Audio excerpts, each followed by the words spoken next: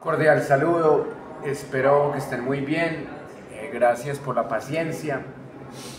Antes de empezar con el tema de hoy, quiero contarles algo que de cierta manera se relaciona con lo que vamos a estudiar, que son las guerras de cuarta generación.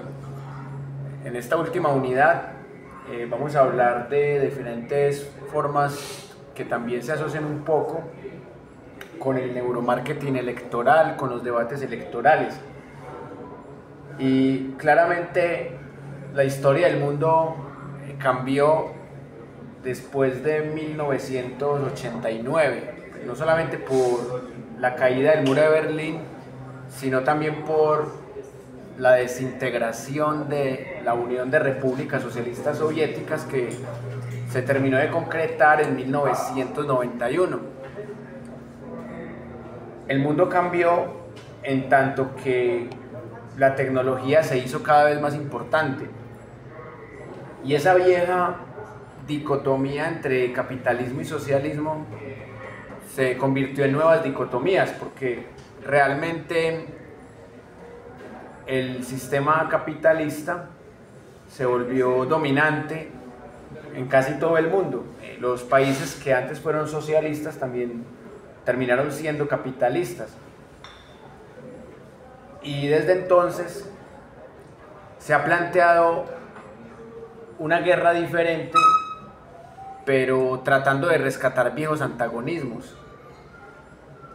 En este momento estamos en una guerra de noticias, por ejemplo, en donde las noticias falsas son las que muchas veces determinan los resultados electorales.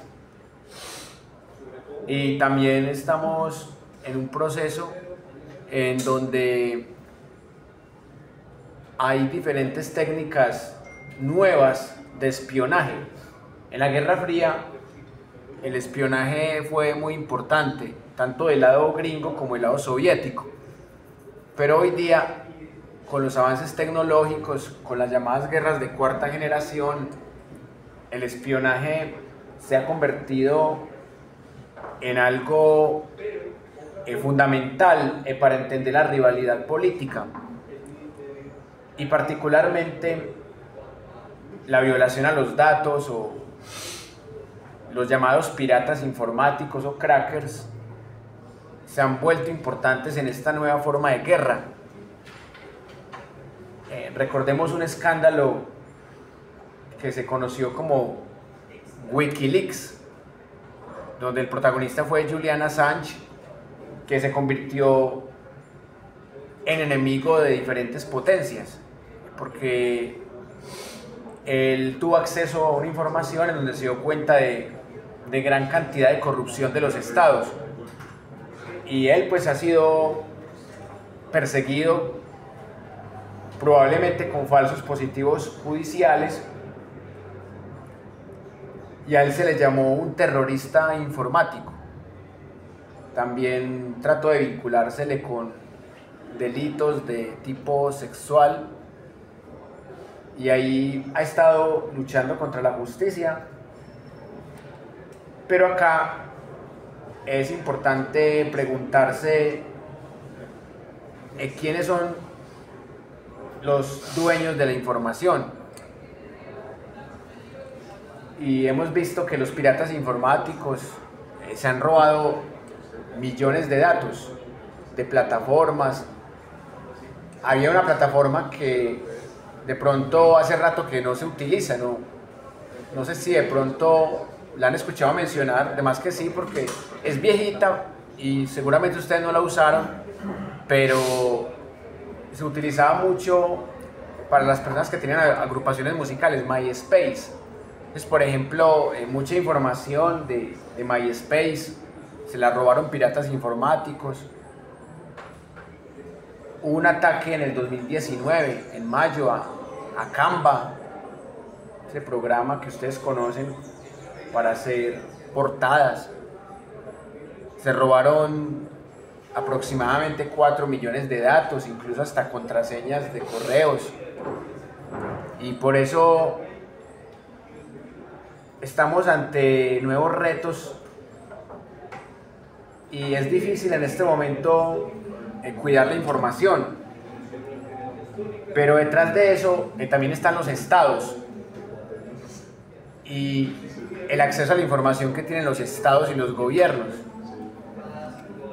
Aquí ya habíamos hablado del tema de las chuzadas del DAS y también hemos mencionado el tema del software espía Pegasus, que también se ha hablado de otros software espías que se han utilizado, uno que se llama El Hombre Invisible, otro que se llama Phoenix.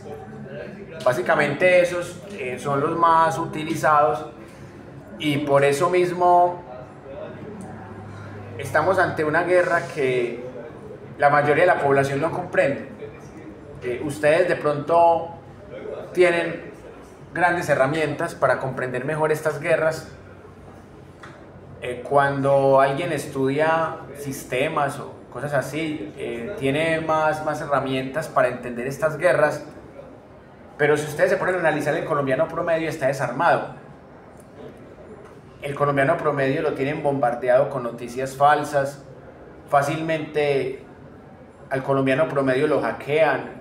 Muchas veces, por ejemplo, pues solamente las personas que tienen un conocimiento pueden salvarse de un hackeo, que tienen una llave física, que quizás es el método más seguro, más difícil de hackear.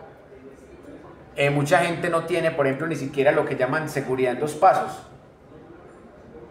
Y, por ejemplo, mucha gente tiene la misma contraseña para muchas cuentas. Entonces, o sea, hay muchos errores en los sistemas de seguridad. Y en este proceso de guerra de 4ª generación, los hackers o piratas informáticos, de pronto no sería correcto llamarles hackers, sino crackers, están haciendo y deshaciendo. Y acá es en donde les quiero compartir esta primera reflexión, que es importante hacer una campaña pedagógica con la gente, ustedes que tienen el conocimiento que hoy día tanto necesita la gente. El problema es que muchas veces la gente no tiene cómo pagar ese conocimiento. Y de pronto algunas personas donan su conocimiento en redes sociales, pero la gente tampoco tiene a veces la formación para entender ese conocimiento, o hay errores que uno cometió en el pasado que los está pagando ahora. Y quiero terminar con una anécdota personal.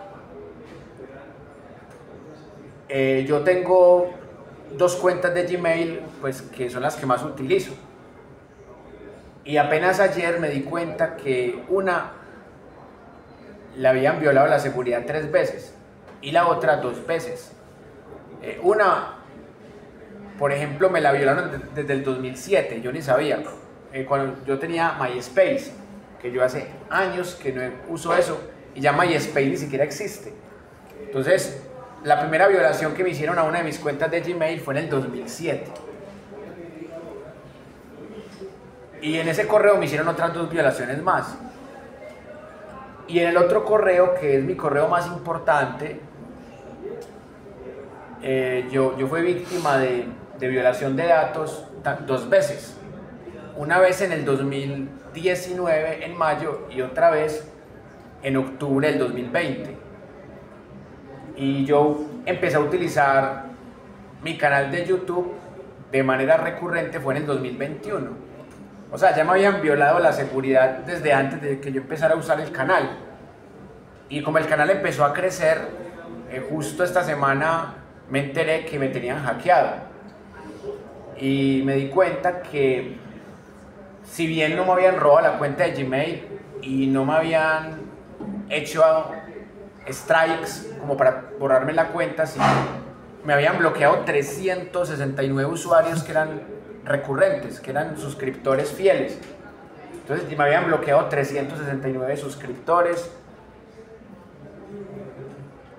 Me estaban manipulando la configuración de los videos, entonces me los ponían en comedia, cuando eran videos de noticias y política.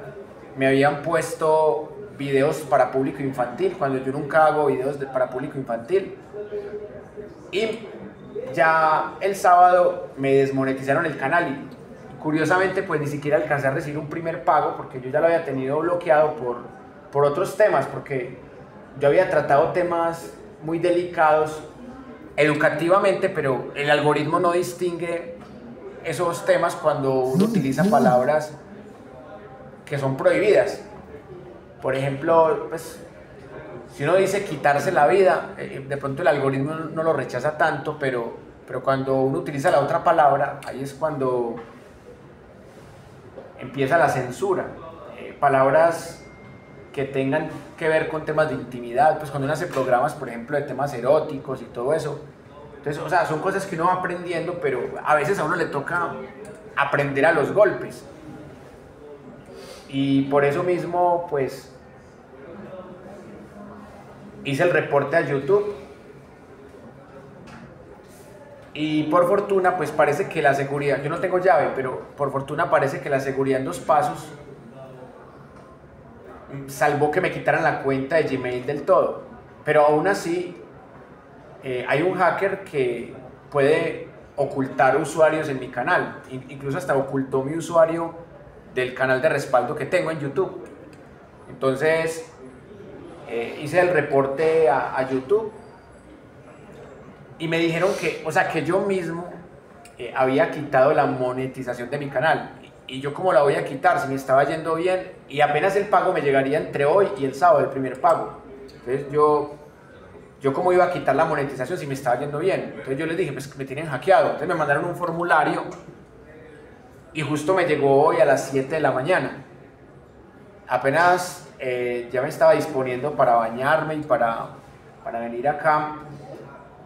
Sí me vi en la obligación de llenar ese formulario de una, porque, o sea, mi canal está totalmente en riesgo, mi cuenta de Gmail, porque si yo me demoro 4 o 5 horas para llenar ese formulario, entonces le estoy dando tiempo al hacker para que me haga más daño. Ya por lo menos YouTube tiene toda la información, porque ellos le piden a uno un pantallazo de los posibles hackeos, le piden a uno, pues lo que ustedes ya saben, la identificación del canal, le piden a uno los dispositivos de los que uno se ha conectado al canal, las ofertas que a uno le han hecho, que por ahí está el tema, que me hicieron una oferta de publicidad de un correo muy raro y yo por eso yo no quise responder, pues yo no quise darle clic a una imagen que me mandaron, pero sí alcancé a abrir el correo y de pronto por ahí empezó el hackeo. Entonces ya mandé el correo del que me enviaron esa supuesta invitación a publicitar con una empresa, con la empresa Aqua, o sea, como que alguien se hizo pasar por la empresa Aqua y ese parece ser el hacker. Entonces, yo por fortuna no abrí, pues, o sea, pero sí abrí el correo, entonces yo creo que ahí estuvo el detalle. Pero yo realmente no sé cuáles son los alcances del hacker, o sea, si el hacker puede borrarme el canal, bueno, si puedo hacerme desmonetizar, puede hacer cualquier cosa. Y realmente uno no sabe si YouTube puede salvar el canal. Pero por lo menos ya se hizo el reporte y lo tuve que hacer esta misma mañana y por eso llegué tarde hoy. Pero más allá de explicarles la razón por la que llegué tarde, yo quiero que saquemos de acá una reflexión. O sea, que todo lo que uno hace en la vida lo paga. De una u otra manera uno lo paga. Por ejemplo, la manera tan irresponsable como yo manejaba mis correos de Gmail, cuando pues uno se unía a cuanta cuenta le mandan a uno. Entonces yo llegué a tener un montón de redes sociales, tuve 2 Facebook, uno ya me lo tumbaron, que ni siquiera sé por qué me lo tumbaron. Tuve pues cuentas, cuando estaba pues en mi época universitaria, de adolescencia prácticamente, tuve cuentas en Hi-Fi, Sónico, y ya todo eso se fue perdiendo. Y yo ni siquiera me acuerdo cuando abrí cuenta en un Canva, porque yo las portadas las diseño casi siempre en PowerPoint. Yo no he utilizado Canva para, no sé en qué momento fue que me uní, de pronto fue en un instante donde yo quería diseñar alguna portada Y yo que iba a saber que a Canva le iban a robar esos millones de datos, porque hay una página en donde le dicen a uno si la cuenta de uno ha sido violada, si sale verde o sale roja la cuenta, y las dos cuentas me salieron rojas, y tengo un correo de Hotmail que lo saqué hace poquito y ese salió verde, salió bien. Entonces como esas cuentas viejas uno las manejaba tan irresponsablemente, entonces de pronto desde ahí también viene el hackeo. ¿Y qué tiene que ver esto con nuestra materia? De todo. Primero porque en la historia uno siempre paga los errores del pasado. Y si no lo paga uno, lo pagan los hijos o lo paga el país. Yo creo que en Colombia hemos pagado muchos errores. Entonces voy a decirles 3 errores que hemos pagado en Colombia y ahí sí entramos en el tema de hoy y volvemos al tema de las guerras de cuarta generación. El primer gran error fue que nos separamos de los españoles, pero no logramos crear ni una república ni un estado social de derecho, es decir, no logramos crear algo democrático. ¿Por qué? Porque es como cambiar una clase dominante por otra clase dominante, un imperio por otro imperio, es decir, nos libramos del imperio español, pero empezamos a depender económicamente del imperio británico con Simón Bolívar, con Santander, y ya después empezamos a depender del imperio de Estados Unidos en materia económica.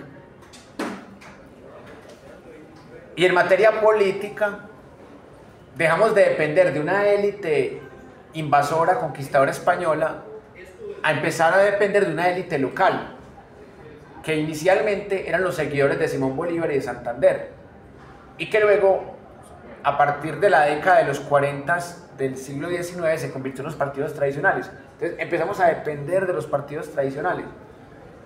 Y ya en 1958, los partidos tradicionales se empezaron a repartir la torta, las élites de los partidos tradicionales, mientras que el pueblo raso, que seguía ambos partidos tradicionales,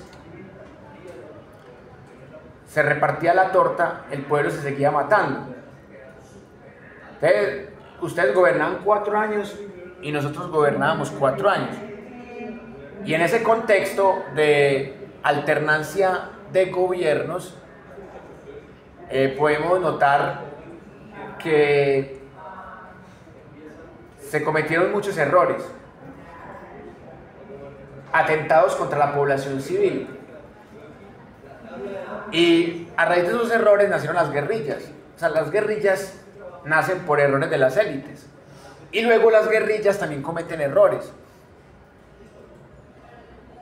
Por ejemplo, secuestrar población civil, más allá de que sea gente que tiene familiares narcotraficantes, pero las guerrillas también empezaron a meterse de cierta manera con la población civil. Entonces, ahí nacen los paramilitares. Y los narcos lograron apoderarse de todo. O sea, los narcos se convirtieron en el combustible de las guerrillas, en el combustible de los paramilitares, de las bandas criminales. Y lo peor de todo, los narcos se convirtieron en el combustible de los politiqueros. Entonces ya a ese conflicto que traíamos bipartidista se sumó el tema del narcotráfico.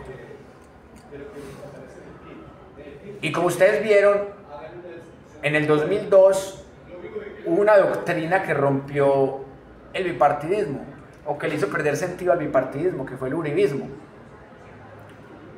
Y el uribismo gobernó 20 años. ¿Por qué quiero que analicemos un debate presidencial de 2014?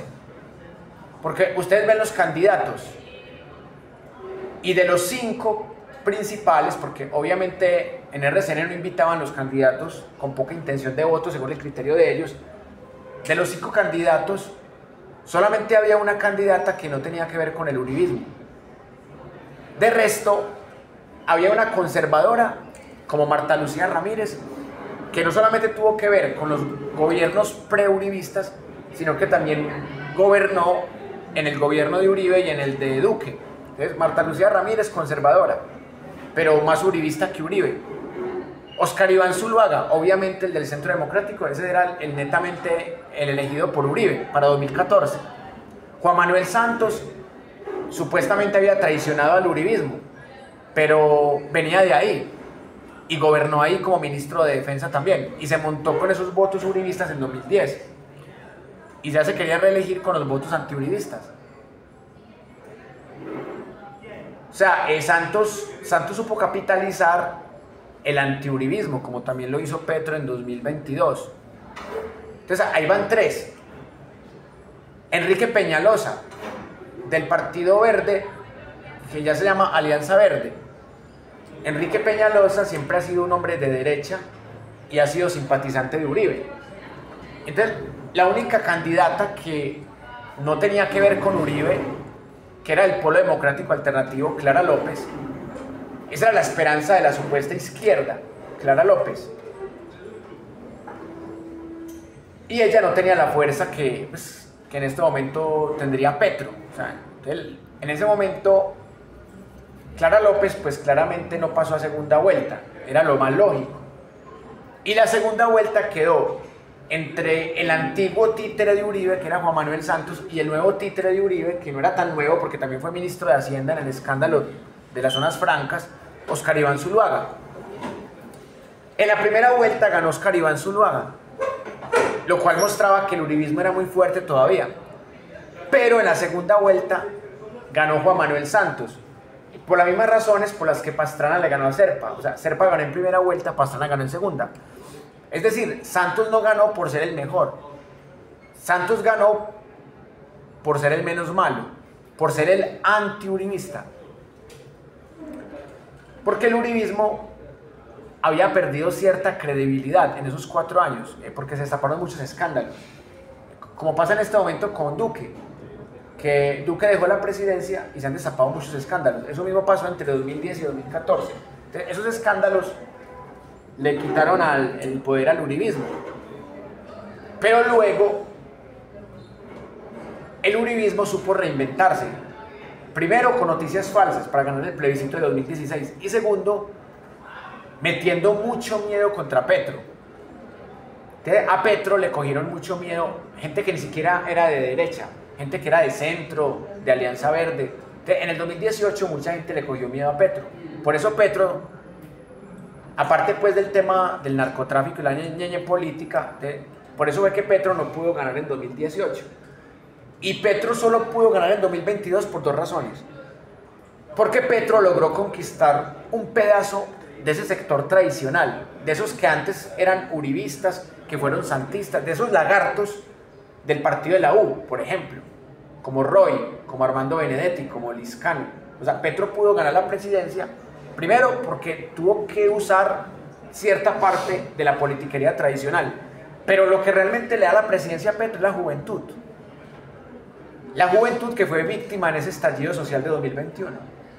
De no ser por esas alianzas con sectores tradicionales que ya no estaban tan cercanos al uribismo, y de no ser por ese estallido social que despertó a tanta gente en Colombia, o series como Matarife, que también la vieron más de 60 millones de personas, no solamente en Colombia, o sea, la vio mucha gente en Europa, en otros países, porque la serie Matarife también fue hecha en francés.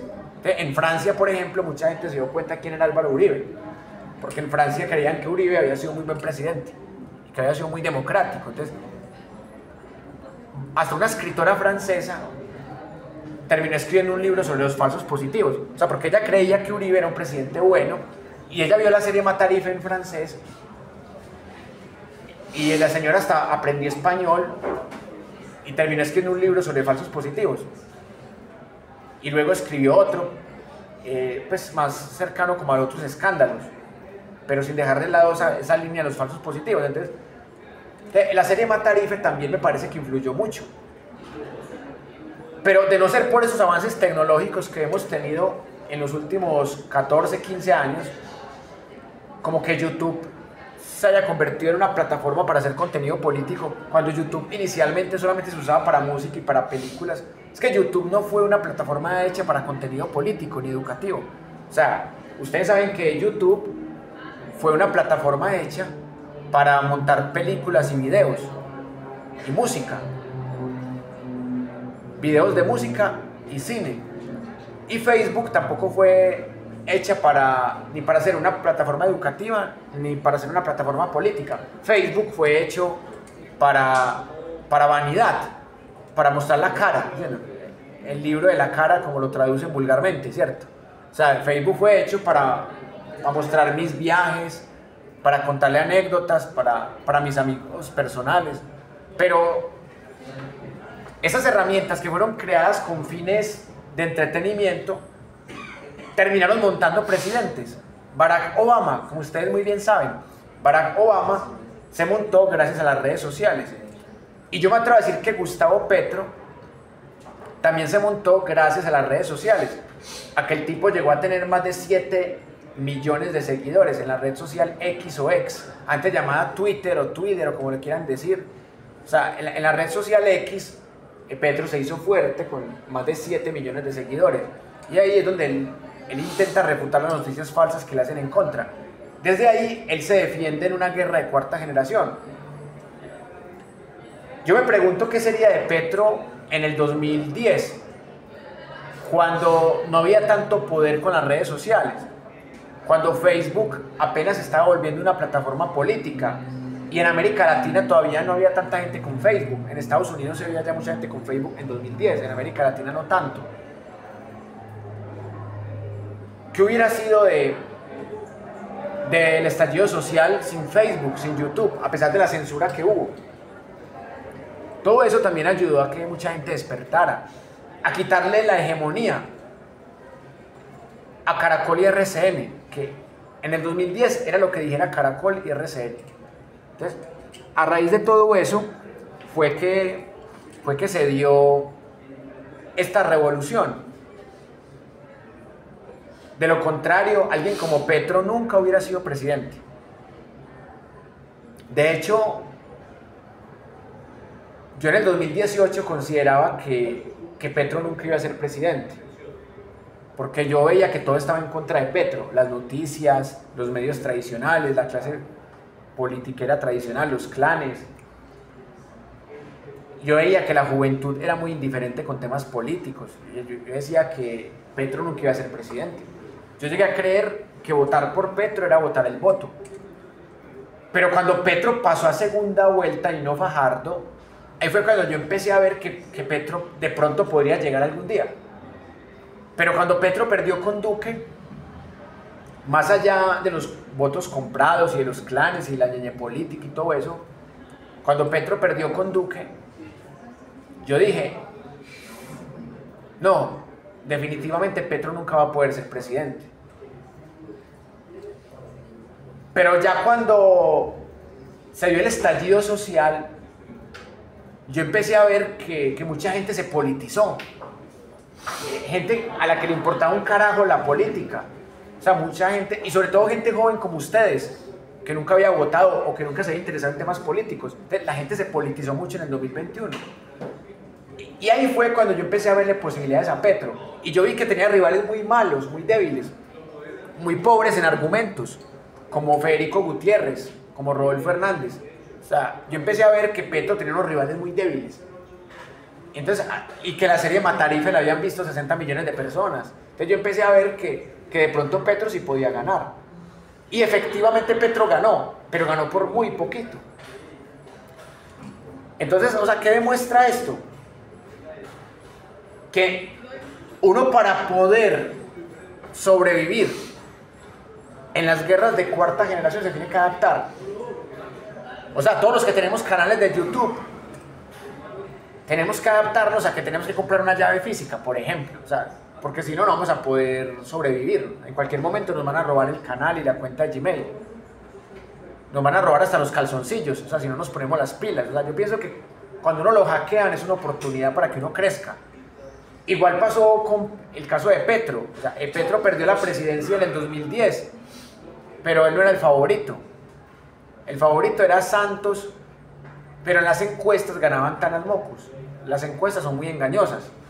Mockus ganaba en redes sociales, pero en 2010 las redes sociales no eran tan importantes como indicadores, porque Mockus ganaba en todas las encuestas. ¿Qué pasaba? Que en las encuestas votaban niños de 14 años o de 17 años que no podían votar. Entonces eso fue una moda que se llamó la ola verde. Entonces en el 2010 creímos que íbamos a tumbar el uribismo, y más porque el candidato no era Uribe, el candidato de Uribe era Santos. Entonces en el 2010 nos ilusionamos con Antanas Mockus, pero era porque estábamos sobrevalorando las redes sociales. En la realidad ganó Santos, porque Santos supo mentir. Engañaron a 3 millones de familias con el tema de Familias en Acción. Solo bastó con que el uribismo citara a 3 millones de familias y les dijeran: si Mockus gana, ustedes van a quedar sin el programa de Familias en Acción. Él va a quitar eso, él va a cerrar las iglesias, él es satánico, él es malo, él es ateo. Entonces, y como Mockus en una entrevista que le hizo yo José Gabriel dijo que él era escéptico con el tema de la religión, entonces ya Mockus se echó encima y de enemigos a la iglesia católica, a los evangélicos, y la gente desinformada que hacía parte de Familias en Acción creyó que Mockus había dicho que él iba a quitar Familias en Acción, cuando Mockus nunca dijo eso. Pero el uribismo inventó que Mockus había dicho eso, y la gente le creyó al uribismo. Por eso Santos ganó por los votos del uribismo en 2010, cuando el favorito en redes sociales era Mockus. Pero en ese 2010 una elección no se ganaba en redes sociales. Y algo similar pasa en este momento. En este momento uno no puede confiarse de redes sociales ni de encuestas. La verdadera encuesta es electoral. Entonces, a nivel nacional Petro ganó, pero a nivel regional el uribismo sigue ganando. O sea, el uribismo sigue siendo muy fuerte en las regiones, en ciertos departamentos, en ciertas ciudades, en ciertos puestos de curules de diputados, de concejales, de ediles. O sea, el uribismo sigue siendo muy fuerte regionalmente. Y lo que vamos a ver en 2026 es una pugna entre los poderes regionales y los poderes nacionales. Hay que ver si el uribismo se vuelve a reinventar, porque el uribismo ya se reinventó en 2016 y en 2018 y volvieron a ganar con Duque. Hay que ver si el uribismo se vuelve a reinventar. Y la situación judicial de Álvaro Uribe es clave. Si Álvaro Uribe logra prescripción y logra evadir esos 3 delitos de los que le están acusando en Colombia, más los 2 delitos que le está acusando a Daniel Coronel de calumnia y injuria agravada, y si Uribe logra escapar de la investigación que le están haciendo en Argentina por crímenes de lesa humanidad, el uribismo perfectamente podría volver a montar presidente, que ya tiene los 5 candidatos, que todos son senadores del Centro Democrático, que son Miguel Uribe Turbay, Andrés Guerra, María Fernanda Cabal, Paloma Valencia y Paula Holguín. Esos son los 5 candidatos del Centro Democrático. Ya candidatos como Vicky Dávila, como Barbosa, pareciera que se van a lanzar con otros partidos de centro derecha. Y hablar de Las Priella parece que no se quiere meter en política, porque muchos creímos que hablar de Las Priella iba a ser uno de los candidatos del Centro Democrático. Pero el uribismo está haciendo algo muy importante en las guerras de cuarta generación. O sea, están haciendo un montón de cursos gratuitos, cursos como diplomados, charlas de liderazgo. O sea, Álvaro Uribe está yendo a todas las universidades privadas a decir que el gobierno de Petro es muy malo, que ellos son la salvación, que ellos fueron muy buenos, y mucha gente les está creyendo. Entonces, mucha gente cree que el uribismo ya está muerto, pero mucho ojo, que el uribismo perfectamente puede volver a montar mayorías en el Congreso, puede volver a montar presidente títere, y por ende puede volver a tener fiscalía de bolsillo, y más adelante procuraduría de bolsillo. Porque ellos saben de técnicas de neuromarketing electoral, ellos saben de guerras de cuarta generación, ellos saben crear cuentas falsas y saben masificar noticias falsas a través de WhatsApp a través de todas las redes sociales. Ellos son muy hábiles para eso. Que eso no es ético, claro que no es ético. Que eso es ilegal en algunos casos, es ilegal, pero les ha funcionado y les va a seguir funcionando. De cierta manera, los seguidores de Petro fueron muy inocentes en 2018, pero en 2022 los seguidores de Petro, algunos utilizaron esas técnicas de noticias falsas, le sacaron noticias falsas a Federico Gutiérrez, unas muy mal hechas, otras bien hechas. Bien hechas no porque éticamente sean buenas, sino porque técnicamente eran persuasivas en la retórica. Y también le sacaron noticias falsas a Rodolfo Hernández. Eso también ayudó, o sea, eso hay que reconocerlo. Pero si los seguidores de Petro no hacen eso, quién sabe si de pronto no hubieran podido lograr los objetivos. Mire que el pacto histórico pues no tenía representación parlamentaria prácticamente en 2018. En cambio en 2022, sin ser mayoría, sí se apoderaron casi de la mitad del Congreso, los del pacto histórico, porque entendieron cómo funciona el poder. Y hasta las noticias falsas, algunas noticias falsas que sacaron sirvieron de algo. Pero al uribismo no hay que inventarle muchas noticias falsas, porque el uribismo tiene muchos pecados. Entonces, o sea, no es necesario inventarle noticias falsas. Aún así se las han inventado. Y cierta gente se las ha creído también. Entonces, ahí donde está la clave de las guerras de cuarta generación. Ahora estamos en la guerra de hackeos. O sea, están tratando de hackear canales políticamente enemigos. O sea, hay una guerra declarada contra canales políticamente enemigos. Por eso los canales de contenido político tienen mucho riesgo de ser hackeados. Y ahí conecto con la primera anécdota que les conté. O sea, uno ya sabe con qué clase de enemigos se está enfrentando. Aún así, uno no conoce todas las armas del enemigo. Y por eso hay que prepararse para poder sobrevivir en esta guerra de cuarta generación.